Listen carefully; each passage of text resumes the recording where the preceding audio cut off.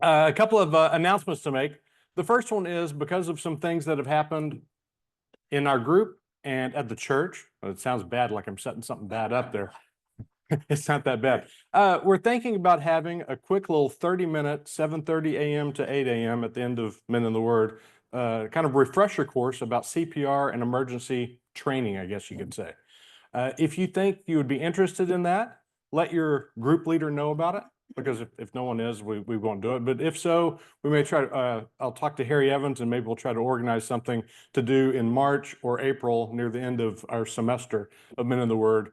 Again, just do it at the end of a Thursday morning from 7:30 to 8, just to refresh us for what we should do just in case something happens to our wife, to us, to someone else at home away from uh, emergency people, so to speak. So think about that and let your group leaders know. You don't have to do it today, but sometime this month, so we can get things organized if we're going to do it in March or in April. Mike Austin, come on up, and he's got some things to say as well.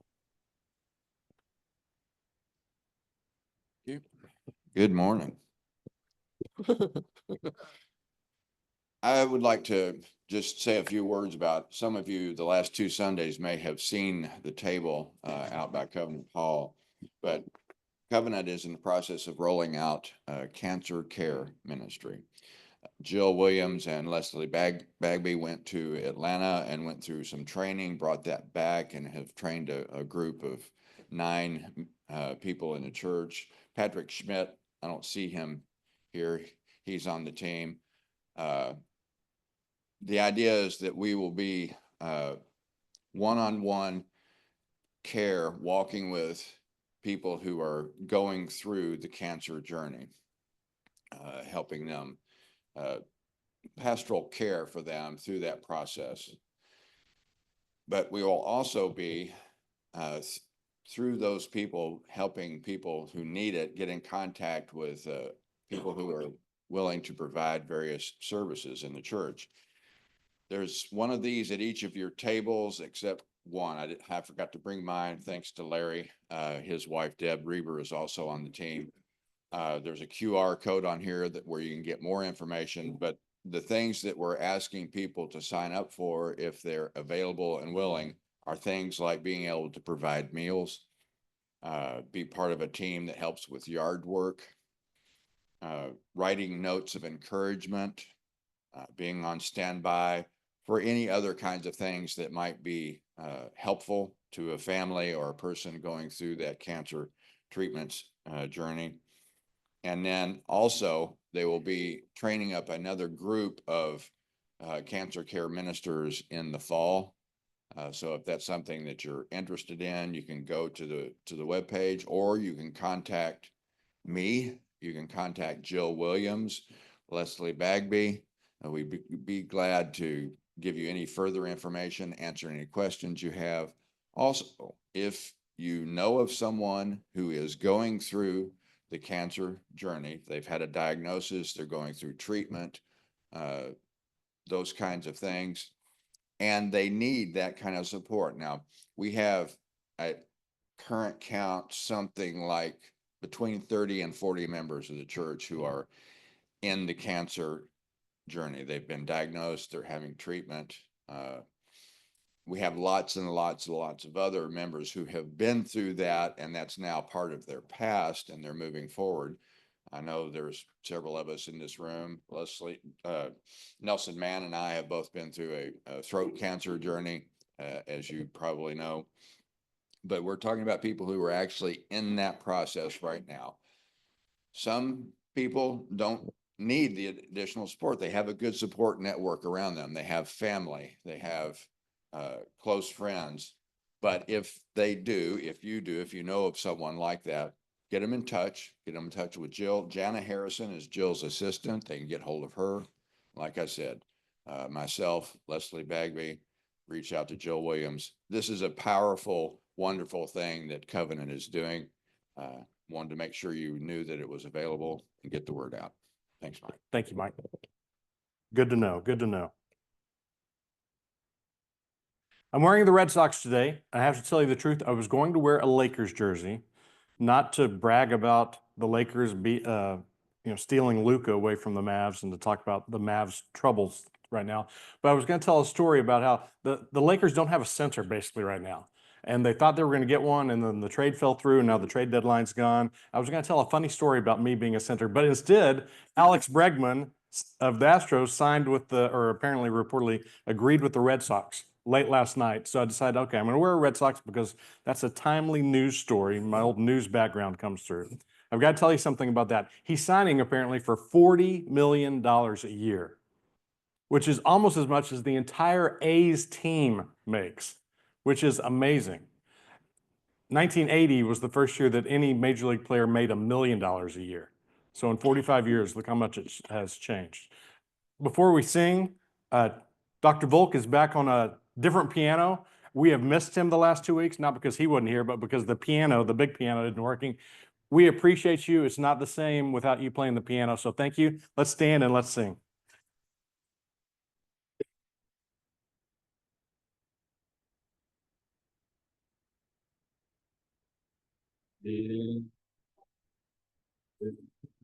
God fall fresh on me.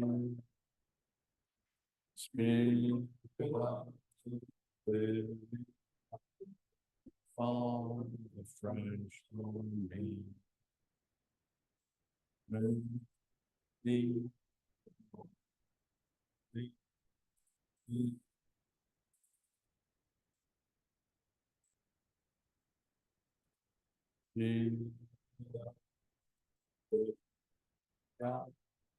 fall fresh on me. God fall fresh on me.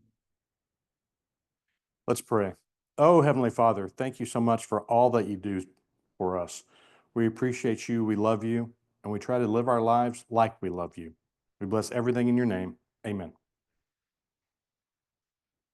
All right, let's talk about John 14. That is our newest red letters study today. We're going to get down to verse 15, but to back up a little bit and tell you what's going on in John 14. Jesus is talking about let your heart not be troubled. He talks about God's mansions. Jesus is the way. He says that I am the way, the truth, the life, that no one comes to the Father except through me. He says, if you know me, you know my Father. That's how you know God. And then he gives some assurances. Whatever you ask for in my name, I will do. So he's setting us up for something pretty big here.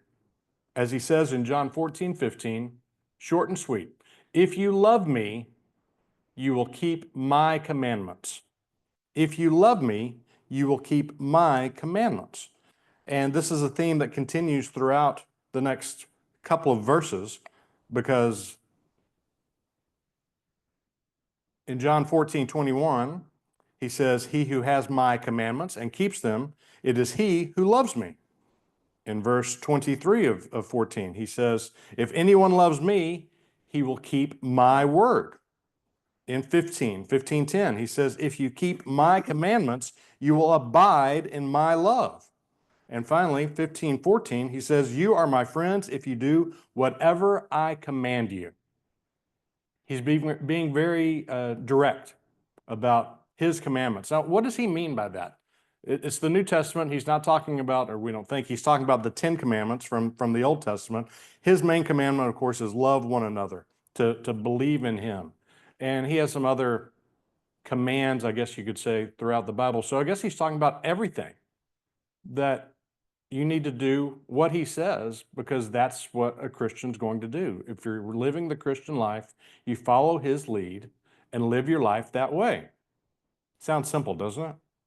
But we all know that it's not, because we easily stray. Each and every one of us stray from doing that. If you Google it, Google 14:15 and say, what's a good thing? What's this all about? They say it's about obedience.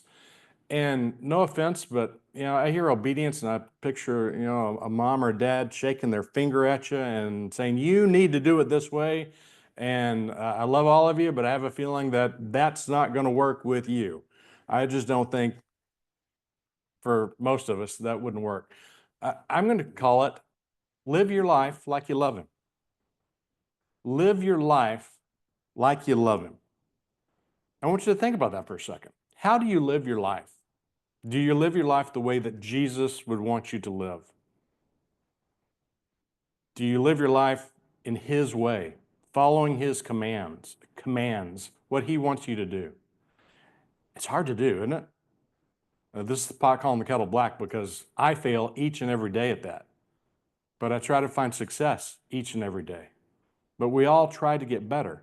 And things happen in our life when we live life like we love him, when we follow his commands, when we love one another and everything else that Jesus says about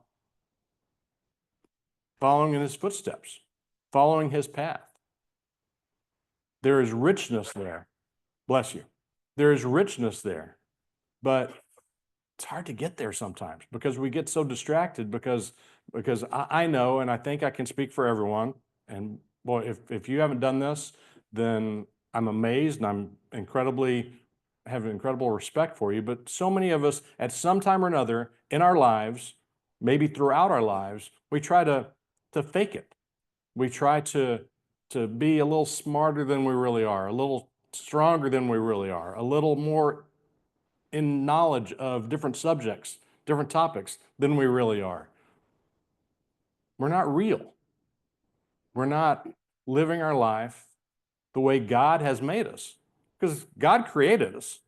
God's the one who made us the way we are. He gave us this personality. He gave us this body. He gave us everything about us. And yet sometimes we try to fake it and act like we're different than we really are. But look at what happens in your life when you're true to his word, when you're true to what Jesus wants you to be. That's the story I want to talk about today. I want to introduce you to my friend George. He's the one on the left. George and I met in elementary school. We didn't go to the same elementary school, but we met in Sunday school class when we were elementary school age. When we got to junior high, because the way our town was, like 7 elementary schools, 2 junior high, so they funnel in, and so we went to the same junior high. Very adventurous. In junior high, he was out in the woods, I think it was in the woods behind his house, with somebody else playing around with the BB gun, and George got shot in the eye, and he lost one of his eyes. So after that, he became, no offense, but he became not just George, but George, the guy with the glass eye. But he owned it. He didn't try to shy away from it. He didn't try to hide it or be embarrassed about it. It's just the way he was. We were acquaintances in Sunday school. We were acquaintances because we didn't really have a class together in junior high for whatever reason, and into early high school. Junior year of high school, we have a class together, so we get to be better friends. We have a locker pretty close to each other, so we see each other all the time. And then we took a church ski trip together. And if you ever get on a bus and ride there and back for about 30 hours to Colorado, you get to know somebody really well. And we got to be even closer. Senior year, we got to be even closer because we were in an honors government class together, sat next to each other the entire time, laughed, joked, studied a little bit, but had a good time, had fun, and really got to know each other. And he would spend so much time, excuse me, but he would take his eye out and put it on my desk, try to freak me out. And I was just like, George, stop. Meanwhile, I would give him trouble because he was so, in high school, he was so friendly, so personable. Everyone loved him so much. And it seemed like every single cute girl in the school, senior down to freshman, adored George, adored him. So I said, that's your harem. Help a shy guy out. Let me hang out with the harem. Set me up with somebody in the harem. He would just, Mike, maybe if you talk to him, maybe something would happen. We'd just give each other trouble, and we got to be good friends. But our friendship was real. It was one of those rare friendships that you didn't have to try to fake anything or try to outdo somebody. I mean, even other close friends I have, I talk about my friends Todd and Daryl, the twins, that we love each other and it's a great friendship. But whenever we get together, it's, who's playing better golf, who can throw the ball faster, who can hit the ball farther. you know, there's always some competition. There was no competition with George. It was just love. It was just love, but it was real love. There was nothing fake about it. At the end of our senior year, and it may have been like this when you were in high school, we got little senior books where you could sign, you know, notes to everybody. So I want to show you what he wrote to me. I don't know if you might not be able to read it, but it says, Mike, it's been a long year in government, real long. It's typical George. I really hate signing these things. It's depressing saying goodbye to everyone. I know we'll see each other some more. You and, he left a name out. I think he said, meant to say Brian, but you and Brian better come by sometime this summer. Maybe my harem will be there. I know I'll see you a lot this summer and next year, but I'm sorry, our co-ed vocational experience is over. Love, George. Again, that's George.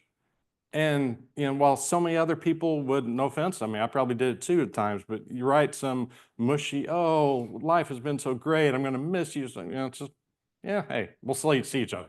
See you later. Yeah, just a real friendship, a real friendship. We graduated from high school. George went to SMU. I, of course, came down here to Austin, Texas. Freshman year, I went home quite a bit just because I was a freshman and could. And so we saw each other numerous times throughout freshman year. Into my freshman year, I got a job at my dorm as an RA, a resident assistant. So didn't get to go home quite as much after that. So I only saw him, I think, at Christmas my sophomore year. After my sophomore year, I'm down here in the dorm working as an RA with, you know, in charge of all the kids on the floor. And it's late July, early August. It's about midnight. I'm in my bed watching Letterman or something. I'm still awake, but nothing's going on. All of a sudden, there's this pounding on my door. If you're an RA, if you've ever lived in a dorm, you know that usually meant either someone's drunk, someone's thrown up, or there's a plumbing problem in somebody's room. I'm like, okay, I open the door. It's George. How we survived without cell phones, I don't know, because, you know, in today's world, he would have texted me, called me, whatever. Hey, I'm here. He's pounding on my door. He's driven down from Dallas, and he's on his way to Enchanted Rock because, again, even after he lost his eye, very adventurous. He's going to go out rock climbing, hiking, camping at Enchanted Rock. But it's late at night. He needs a place to crash. He's just expecting, you know, can I sleep on your floor? Well, I'm an RA and it's the summertime, so the floor is not full. So, George, room next door is empty. Let me just set you up, make the bed, and you can sleep in there. Again, think about if you're not being real with somebody, you can easily say, you know, I am an RA here, and there are usually 60 kids on the floor, but there are only 42 right now. So let me secure a key and get you into this room, and I'll let you spend the night. But nah, it's just being real. Yeah, just crash over here. It's not a problem. So you do that for a friend. So he spent the night, got up the next morning. I took him down to the cafeteria, fed him breakfast, sent him on his way. He went out and I guess had fun rock climbing at Enchanted Rock. Next year's my junior year. I'm even busier because of working at the dorm and interning at the TV station. So I have no time at all hardly to go home. I think I saw him at Christmas time. The next summer, I'm done as an RA working at the dorm. I only have a semester left before I graduate, so all I'm doing is interning at the TV station, hoping that helps me find a job. And that summer, because I'm not working, I'm able to go home a little bit more, and I go home for about a week in August around my birthday. And second day I'm home, my friend Brad, who y'all met on the screen a couple of weeks ago, calls me first thing when I wake up that morning, and he tells me George is dead. George has gone back to Enchanted Rock to do some more hiking and rock climbing, and he's fallen to his death. Terrible. I was crushed. The funeral was a couple of days later. I think it was the day after my birthday on the 19th. And this is going to sound strange to say because it's not real. You know, I'm up here preaching, so to speak, about being real. And here I am. It's time for a good friend's funeral. And it's the first funeral I've been to of a friend, of, you know, someone around my age. And so, you know, it's uncomfortable doing that and emotional doing that. I'm not really ready though for the funeral. I know that sounds funny, but I'm only home for a week. All of my clothes are down here in Austin. And again, this is up in the Dallas area where my parents live and where I grew up. Luckily, because of my birthday, I brought a button-down shirt with me and some khakis. I have nothing else. So I borrow a tie from my dad. I borrow a sport coat from my dad, who we're not exactly the same size, but it was close enough. But I have no shoes except for tennis shoes and some boat shoes. You know, and it's like, okay, I'm not going to wear tennis shoes. So, okay, I'm wearing this. I just know that, again, not being real, and I'm admitting I'm guilty of this. I just know that I'm going to get there and people are going to look at me. These guys, I haven't seen a lot of these people since high school. So it's been 3 years since I graduated. And here are people from all ages, people older than us and younger than us. And they're going to see me and I'm going to want to brag about, yeah, I'm down at the University of Texas. Yeah, I'm about to graduate early. Yeah, I'm going to be on TV because I have a journalism degree. Yeah. And they're going to look at me and go, what's with the shoes?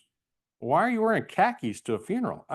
I'm very embarrassed and self-conscious about this. So I ride with a couple of friends. We get to the church and standing outside, and as I'm seeing people, hugging people and handshakes with people, you know, I'm going, "Just don't look at the shoes. Please don't look at the shoes. Please don't look. Hi, how are you?" You know, and saying hi to everybody. Nobody said anything, but in my mind, I'm going, "Oh, this is terrible. Oh, I can't believe this." I'm just embarrassed about it because I'm not being real. We have the funeral. After that, we all get in cars and we drive a couple miles south to the gravesite and have another memorial service, so to speak, there. And at the end of that, again, I'm standing there in these Sperry shoes, going, "Please don't look down. Please don't look down. Please don't look down." As different people are coming up, hugging me and handshakes, and we're all missing George.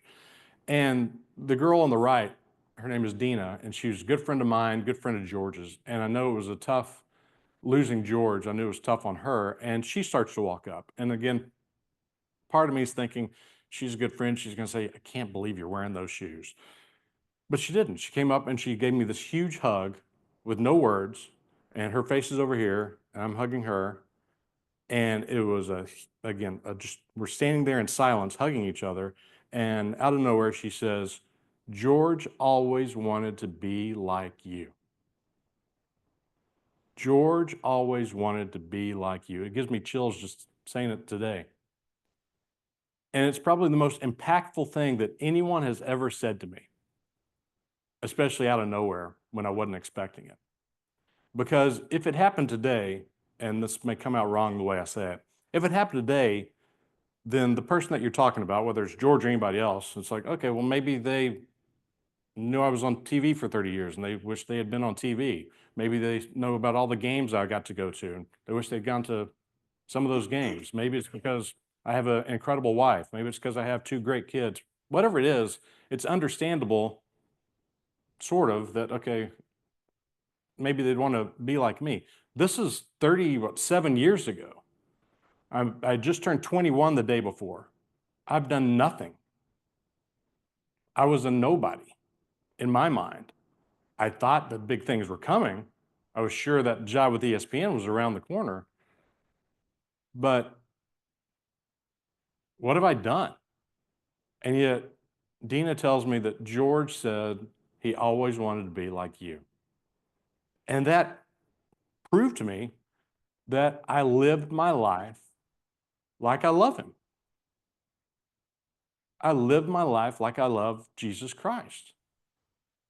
And that's how I try to live my life each and every day. Do I fail? Yes, every single day. And I could tell you every day what I've done to fail over the last 37 years. But I know that I've tried to follow his commands. I've tried to have the discipline to live my life like I love him. Can you say the same? And think about how your life is different when the answer is yes. When you do something and you know you've lived your life that day, that moment, like you love Jesus Christ, as opposed to the other times when we let that attitude of ours, that big head of ours, that bragging part of us get in the way of being real and being true. Because when we find those great times of living our life like we love Jesus Christ. It's amazing, isn't it? And that's our goal. Let's look at some questions. How do you show that you love Jesus? Has your love for him ever been questioned? And why can it be difficult to be, quote, obedient to his commands? Thank you.